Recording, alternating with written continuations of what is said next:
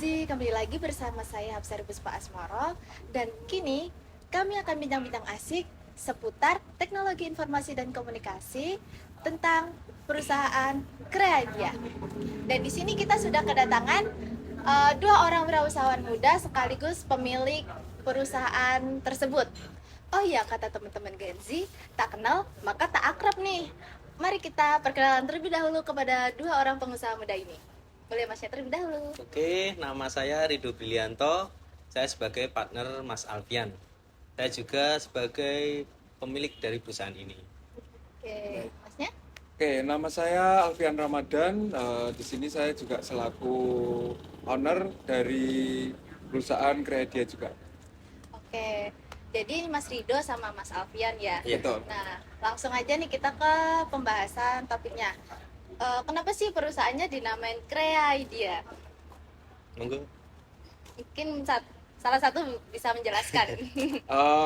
Kreadia itu dulu juga eh, untuk terfikirkan apa ketika saya membangun bersama-sama Mas Rido itu lebih ke belum memikirkan proper ke namanya, jadinya Kreadia itu muncul karena adanya satu email yang memang itu namanya Kreadia gitu, dan kita di dalamnya itu juga Kreadia itu apa, itu juga mungkin bisa karena kita berkembangnya di digital marketing dan untuk kreatif juga. Nah, itu kita sambungin di kreatif dan eh, Kreadia itu kreatif dan mempunyai ide gitu, ide kreatif gitu, sebutannya kayak gitu sih.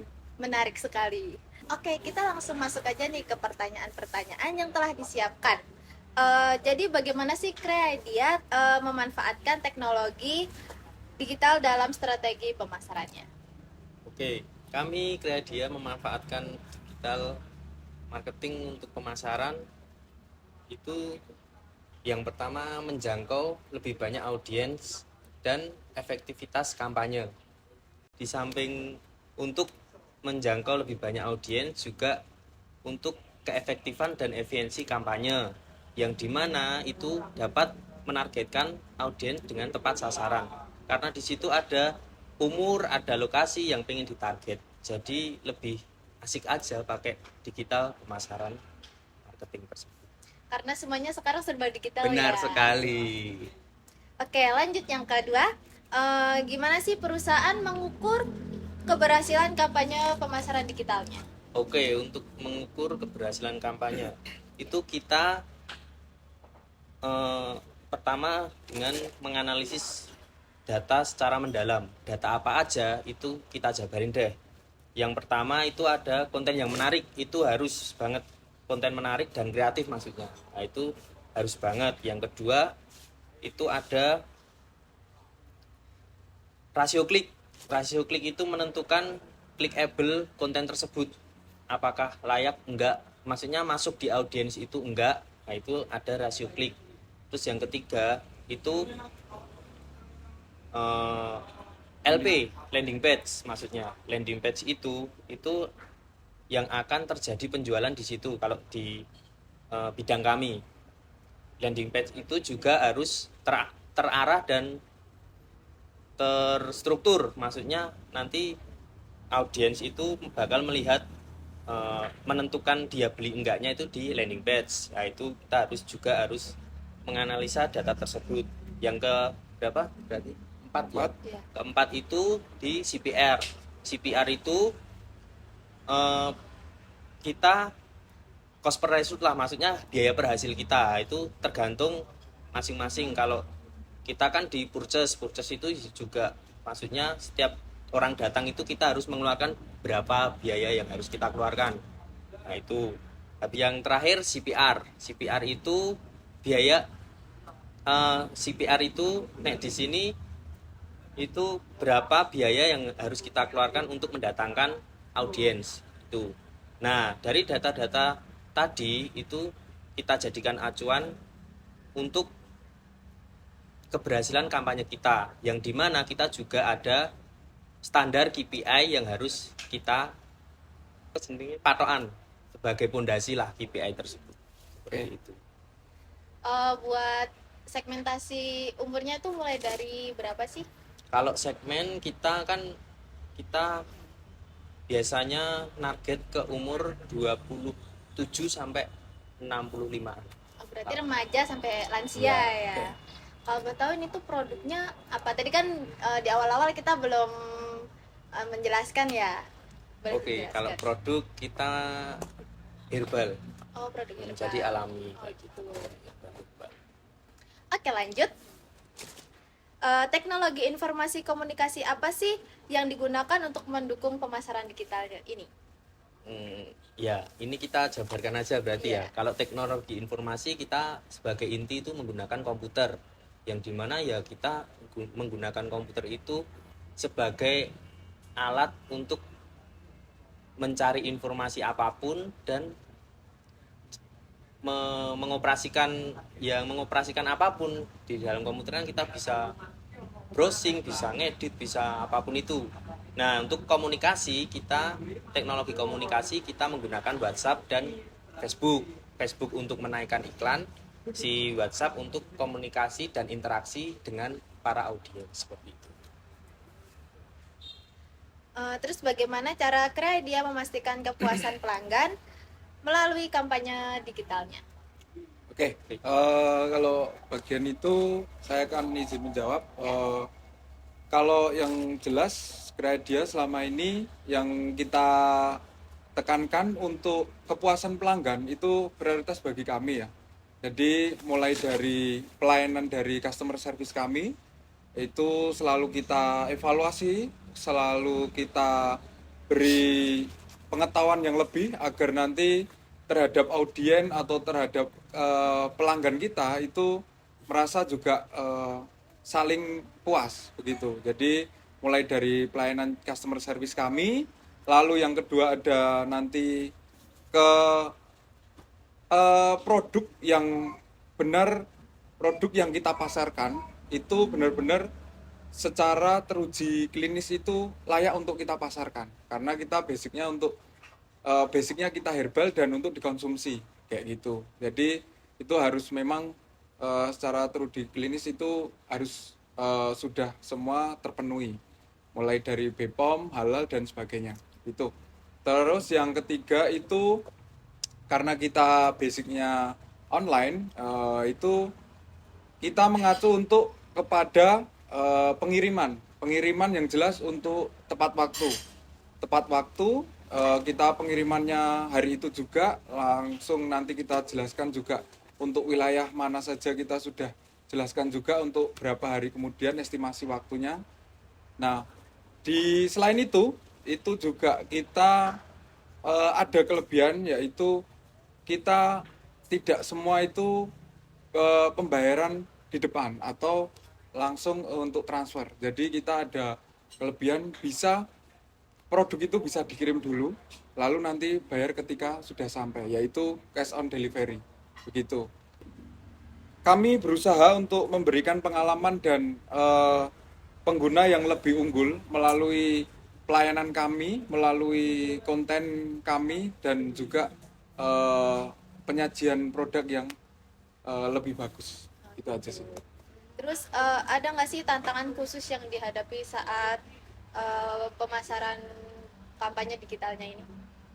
Oke, kalau untuk tantangannya jelas besar ya karena juga di era sekarang ini juga mulai juga mungkin pembisnis baru itu juga mulai memasuki ke bidang eranya digital. Jadi kita sama-sama berkompetisi lah di situ, berkompetisi juga saling menunjukkan ide kreatifnya di situ, menurahkan di situ. Jadi mungkin cukup besar tantangan bagi kita untuk berbisnis di bidang digital marketing ini.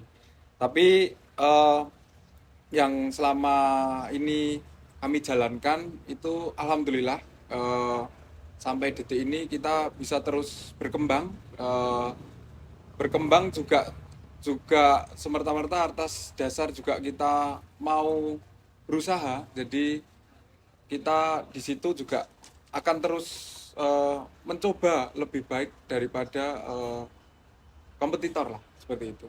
Kayak gitu. Lalu apa pelajaran terbesar yang didapat dari pemasaran digital Crea Idea ini? Oke, pelajaran terbesar itu kami dapatkan mulai dari pembelajarannya dulu ya, karena kita mungkin saya dengan Mas Rido itu basicnya memang belum pernah berkecimpung di era digital ini, digital marketing ini. Jadi kita benar-benar belajar dari nol, dan itu belajar itu juga membutuhkan waktu, tenaga, ataupun biaya ya, karena di situ juga benar-benar kita semua curahkan untuk gimana caranya kita bangun ini untuk kita seriusin kayak gitu. Ya di situ sih pencapaian terbesarnya kita selama kita awal bangun itu di Februari ya. Ini Februari 2000. 2023. Oh, berarti udah tahun lalu ya? Iya betul, ini 1 tahun lebih lah. Itu alhamdulillah sampai sekarang ya kita terus berkembang. Mulai yang dari kami 2 orang, sekarang sudah alhamdulillah sudah ada 15 orang yang membantu kami. Itu sih. Keren. Itu. Bagaimana Crea Idea tetap up to date dengan perubahan teknologi tren pasar di zaman sekarang ini? Oke, kalau untuk selalu harus up to date, ya memang dunia pemasaran memang harus seperti itu. Ketika kita nggak up to date, ya kita bakal dimangsa oleh para kompetitor. Nah, untuk bagaimana kita harus selalu update di sosial media apapun dalam segi konten. Kan kita mainnya di konten tuh. Nah, kita harus selalu update apa nih yang viral, kita naikin coba. Tapi kita naikin itu juga harus, maksudnya viralnya seumpamanya ini video ini, nah kita tempelin gini, apakah bisa relate sama produk kita enggak? Kalau itu relate ya kenapa tidak dicoba, seperti itu mungkin. Di antara masnya bisa menceritakan tentang cerita sukses pelanggan nih yang bisa dibagikan ke penonton Gen Z ini tentang Crea Idea-nya. Oke, baik, terima kasih. Alhamdulillah kalau selama ini kita menjual melalui berbagai produk ataupun 1-2 produk itu yang kita basic notabene herbal, itu pasti dikonsumsi, dan kepuasan pelanggan itu sampai saat ini alhamdulillah pelanggan sudah banyak merasa cukup puas dengan pelayanan kami, dengan produk kami itu, hingga menimbulkan yaitu repeat order. Repeat order yaitu kembali order ke kami, yang secara nggak langsung kan otomatis pelanggan itu merasakan bahwa adanya perubahan di dalam tubuh mereka itu lebih baik dan lebih sehat. Itu aja sih. Ya. Oke, bagaimana visi kedepannya dalam menggunakan teknologi digital untuk pemasarannya? Untuk visi ke depan, kita membawa kebaikan ke setiap orang dalam bentuk produk herbal dengan integritas seperti itu. Oke, mungkin itu tadi pertanyaan terakhir dari kami. Dan terima kasih sudah hadir ke sini ya Mas Alfian dan Mas Iya, Rido. Dan mungkin bisa memberikan sedikit motivasi nih ke teman-teman Gen Z menjadi seorang wirausahawan muda. Oke, pertama saya ya, untuk Gen Z, generasi Gen Z, kalau punya ide nggak usah banyakkan mikir, langsung action, action dan action. Learning by doing itu lebih baik daripada kebanyakan mikir, seperti itu. Oke, untuk motivasi untuk teman-teman Gen Z khususnya, bila mau memulai untuk bisnis atau usaha, itu diusahakan dengan segera dijalankan, lalu dipelajari dulu juga apa yang mau dikerjakan, tidak asal mentah. Jadi semua dimatangkan dulu, lalu satu sih kuncinya, semua mungkin pada mikir kalau mau usaha itu dan bisnis itu butuh modal. Tapi yang jelas sekarang saya kasih contoh aja, orang makelar atau makelar lah ya, ini tanda kutip makelar, itu dia punya ilmu tapi bisa menjualkan produknya orang lain, dan dia akan mendapatkan modal dari situ. Jadi otomatis kesimpulannya adalah yang mau mulai bisnis terkendala dengan permodalan itu pasti bisa dan tinggal gimana caranya kita untuk mengelolanya di situ. Mau kita bergerak di bidang apa itu mulai terukurkan lah, mulai disegerakan. Itu aja sih. Oke, mungkin itu. Dan mungkin satu lagi ya, kalau bangun bisnis itu cuman jangan males buat memulai, ya nggak Ya Mas? betul, Iya. betul. Dan selalu belajar. Ya, oke. Ya, jadi mungkin cukup bincang-bincang kasih kita mungkin cukup sampai di sini dan kita akan jumpa di lain hari. Dadah, bye bye.